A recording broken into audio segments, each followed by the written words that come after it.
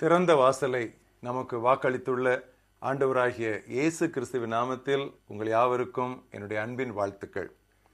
இந்த நாளின் தியானத்தின் தலைப்பு திறவுண்ட வாசல், ஓப்பன் டோர்ஸ். வாசிக்க வேண்டிய வேத பகுதி ஏசாயா 45ஆம் அத்தியாயம் முதல் 8 வசனங்கள். கர்த்தராகிய நான் அபிஷேகம் பண்ணின கோரேசுக்கு முன்பாக ஜாதிகளை கீழ்ப்படுத்தி ராஜாக்களின் இடைக்கட்டுகளை அவிழ்க்கும்படிக்கும் அவனுக்கு முன்பாக வாசல்கள் பூட்டப்படாதிருக்க கதவுகளை திறந்து வைக்கும்படிக்கும் அவனை பார்த்து அவனது வலது கையை பிடித்து கொண்டு அவனுக்கு சொல்லுகிறதாவது, நான் உனக்கு முன்னே போய் கோணலானவைகளை செபை பண்ணுவேன். உன்னை பெயர் சொல்லி அழைக்கிற இஸ்ரவேலின் தேவனாய கர்த்தர் நானே என்று நீ அறியும்படிக்கு வெண்கல கதவுகளை உடைத்து இரும்பு தாழ்பால்களை முறித்து அந்தகாரத்தில் இருக்கிற பொக்கிஷங்களையும் ஒளிப்பிடத்தில் இருக்கிற புதையல்களையும் உனக்கு கொடுப்பேன். நான் என் தாசனாகிய யாக்கோபு நிமித்தமும் நான் தெரிந்து கொண்ட இஸ்ரவேலை நிமித்தமும் நான் உன்னை பெயர் சொல்லி அழைத்து நீ என்னை அறியாதிருந்தும் உனக்கு நாமம் தரித்தேன். நானே கர்த்தர், வேறொருவர் இல்லை, என்னை தவிர தேவன் இல்லை, என்னை தவிர ஒருவரும் இல்லை என்று சூரியன் உதிக்கிற திசையிலும் அது அஸ்தமிக்கிற திசையிலும் அறியப்படும்படி நீ என்னை அறியாதிருந்தும் நான் உனக்கு இடைக்கட்டு கட்டினேன். நானே கர்த்தர், வேறொருவர் இல்லை. ஒளியை படைத்து இருளையும் உண்டாக்கினேன், சமாதானத்தை படைத்து தீங்கையும் உண்டாக்குகிறவர் நானே. கர்த்தராகிய நானே இவைகளை எல்லாம் செய்கிறவர். வானங்களே உயர இருந்து சொரியுங்கள், ஆகாய மண்டலங்கள் நீதியை பொழிய கடவுது. பூமி திறவுண்டு ரட்சிப்பின் கனியை தந்து நீதியும் கூட விளைவதாக. கர்த்தராகிய நான் இவைகளை உண்டாக்குகிறேன். இன்றைய மனப்பாட வசனம் வெளிப்படுத்தல் 3ஆம் அத்தியாயம் 8ஆம் வசனம்.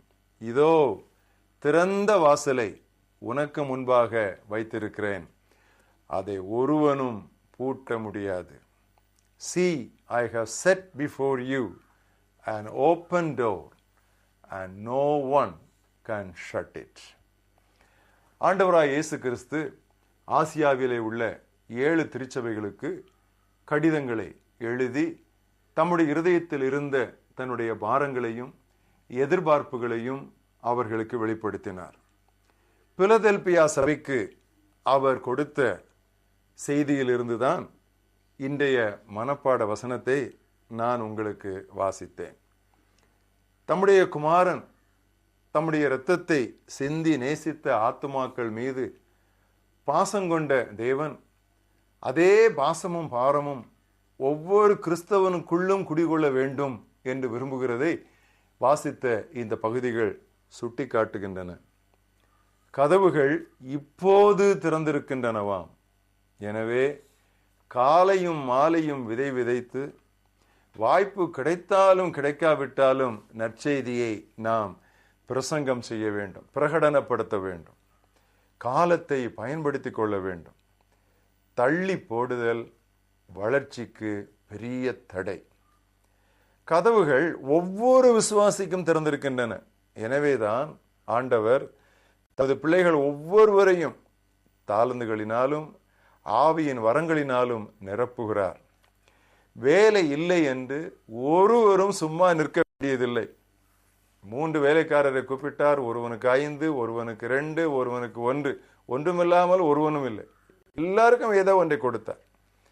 அதே போல் 1 கொரிந்தியர் 12ஆம் அத்தியாயத்திலே பார்க்கிறோம், அவனவனுக்கு, ஒருவனுக்கு இது, ஒருவனுக்கு அது, ஒருவனுக்கு மற்றொன்று, ஒவ்வொருவனுக்கும் அது மற்றவருடைய ஆசீர்வாதத்திற்காக கொடுக்கப்பட்டிருக்கிறது.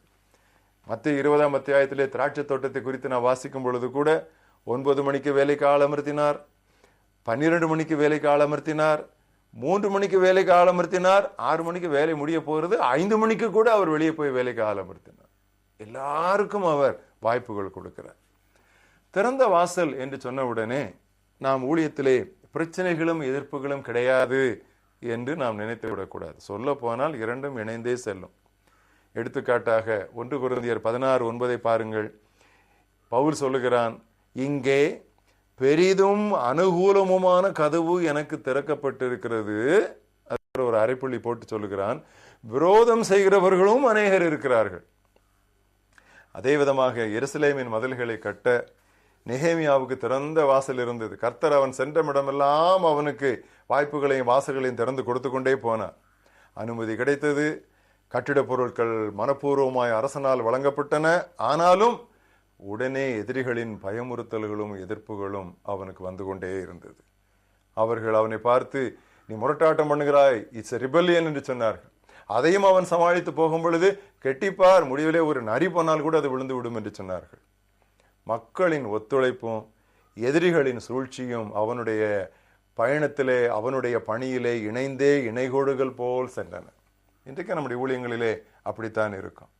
என் சபையை கட்டுவேன், I will build my church என்று இயேசு சொன்ன உடனே என்ன சொன்னார்? அடுத்த வரியிலேயே, பாதாளத்தின் வாசல்கள் அதன் மேல் வெற்றி கொள்வதில்லை. ஸோ பில்டிங் அண்ட் பேட்லிங் ரெண்டும் எப்பொழுதும் சேர்ந்தே போய்கொண்டிருக்கும். கட்டவும் செய்வோம், அதே சமயத்திலே போராட்டமும் இருக்கும். இரத்த சாட்சியாய் இறக்கும் வரை பவுலுக்கு இவ்விதமான எதிர்ப்புகள் வந்து கொண்டே இருந்தன.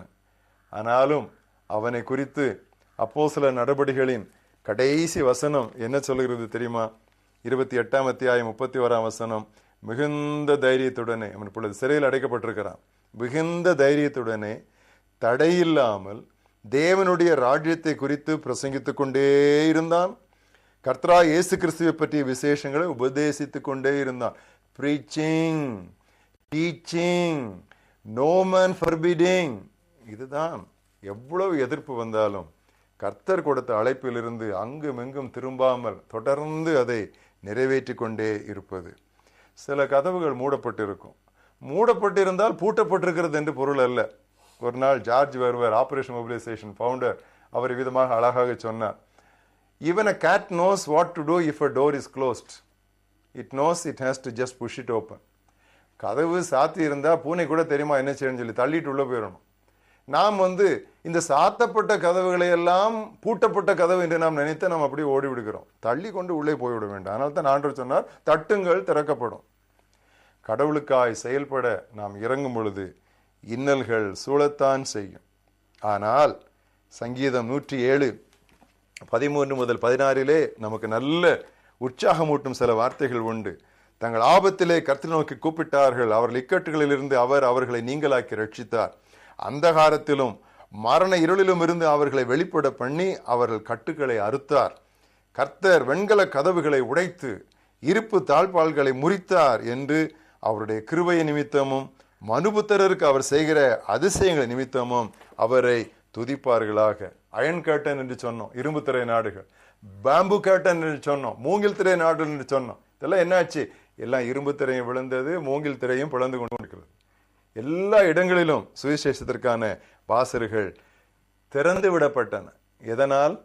தடைகளை நீக்குகிறவர் முன் செல்கிறார். இப்பொழுது நம்மீதுதான் பொறுப்பு அதிகம். எனவேதான் எமில் ஜெபசிங் அண்ணன் அழகாக பாடினார்கள், தீர உண்ட வாசல் அடைபடு முன் நொறுங்குண்ட மனதாய் முன் செல்வோர் யார், நாட்கள் கொடியதாய் மாறிடுதே காலத்தை ஆதாயம் செய்திடுவோம். ஜெபிப்போம். நல்ல ஆண்டவரே, எங்களுக்கு முன்னால் நீர் திறந்த வாசலை வைத்து அதை ஒருவனும் பூட்ட முடியாது என்றும் சொல்லிவிட்டீரே. செய்ததோடு மட்டுமல்லாமல் எங்களுக்கு உற்சாகமான ஒரு திருவாக்கையும் நீர் கொடுத்து விட்டீர். இனியும் நாங்கள் நொண்டி அடித்துக் கொண்டு தயங்கிக் கொண்டு தாமதித்துக் கொண்டு இருப்பதற்கு நியாயமே கிடையாது ஆண்டவரே.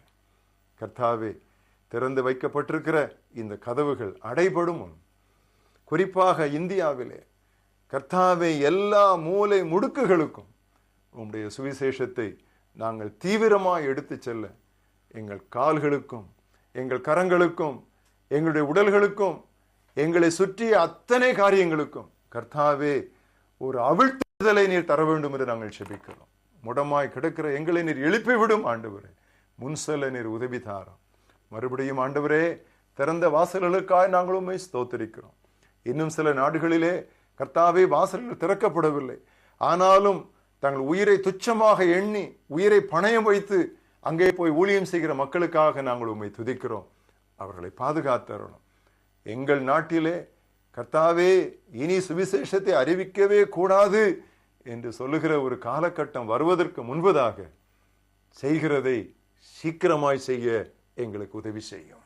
இயேசு கிறிஸ்துவின் நாமத்தில் பிதாவே, ஆமென்.